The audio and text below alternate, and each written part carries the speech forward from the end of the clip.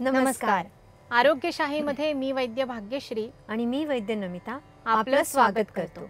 आरोग्यशाहीमधलं चौथं अक्षर आहे श. श आहे शास्त्राचा. आरोग्य सुरक्षित राहून प्रत्येकाला आपापलं काम व्यवस्थित करता यावं यासाठी आपल्या ऋषीमुनींनी आखून दिलेली जीवनशैली जाणून घेण्याचा. आयुर्वेदाची औषधं घ्यायची इच्छा तर अनेकांना असते.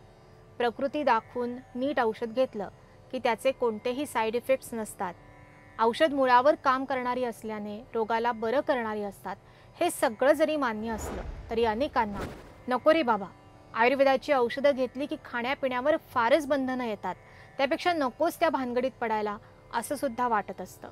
इतकंच नाही तर काही जणांना असंही वाटतं की आयुर्वेदाची औषधं सुरू केली पण पथ्य जर पाळलं नाही तर औषधाचा उपयोग होणं तर दूरच उलट त्रासही होऊ शकतो. पण मंडळी, असं काहीही नसतं. औषध सुरू असताना चुकीचं खाल्लं प्यायलं तर फार औषधामुळे झालेल्या सुधारणेत थोडा खंड पडेल. रिझल्ट येण्यासाठी थोडा अधिक वेळ द्यावा लागेल, पण त्यामुळे अपाय होण्याची शक्यता नसते. आता राहता राहिली पथ्य अपथ्य पाळण्याची भीती.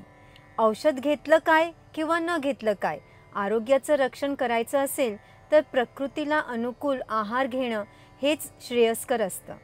आयुर्वेदामध्ये एक श्लोक आहे, पथ्ये सती गदार्थस्य किमौषधस्य निषेवणम, पथ्ये असती गदार्थस्य किमौषधस्य निषेवणम.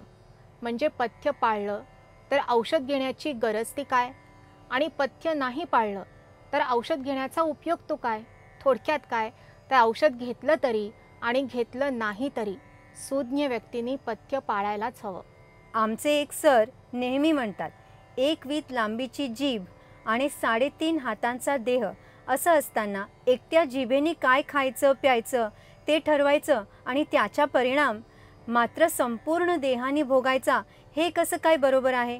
तेव्हा मंडळी, पथ्य अपथ्याची भीतीपोटी अमृतासमान आयुर्वेदाला दूर ठेवू नका. उलट कधीतरी चुकीचं खाण्यात आलं तर जोडीला औषध असलं तर त्याचा चुकीचा परिणाम उलट कमी होण्यासच मदत मिळेल.